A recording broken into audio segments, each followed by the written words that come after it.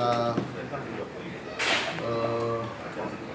bertemu dengan kawan-kawan wartawan untuk menjelaskan tentang pelaksanaan Muswil kita, bahwa Muswil Musyawarah Wilayah Partai Amanat Nasional ini akan dilaksanakan pada tanggal 31 Desember tahun 2020 berdasarkan surat dari DPP. Artinya, sebagaimana yang telah kita jelaskan kemarin, bahwa kita telah siap dari bulan Juli. Dan itu juga terima kasih teman-teman wartawan telah merilis penjelasan kita.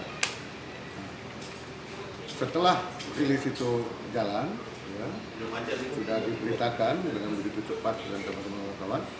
Nah, itu ada satu arahan baru dari DPP yang meminta untuk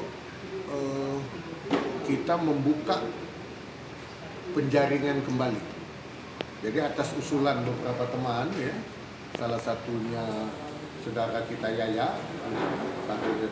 yang kepengen ikut karena kemarin dia belum terdaftar, dan kita konsultasikan ke DPP memberikan kesempatan untuk kita membuka penyaringan calon formatur.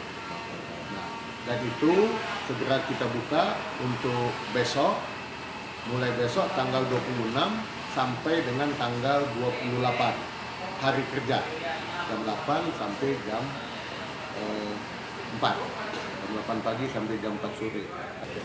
Jadi pelaksanaannya di Arista pada tanggal 31 itu jam 14, ya, sesuai dengan protokol COVID.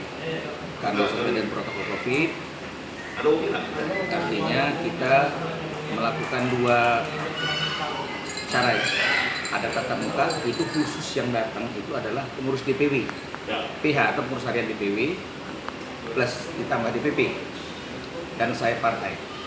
Saya partai itu termasuklah di sini Puan, Perempuan Amanat Nasional, sama di M-PAN. Di M-PAN, ya. Kemudian untuk DPD se-kabupaten kota itu di tempat masing-masing serta DPC. Jadi pakai Zoom mereka, dan ID-nya sudah kita bagikan. Nah, rencana yang hadir dari DPP itu adalah Sekjen, saudaraku Edi Suparno, kemudian Mumtaz Rais itu sebagai ketua POK DPP PAN. Sementara untuk sambutan nanti rencananya langsung dari ketum DPP melalui Zoom.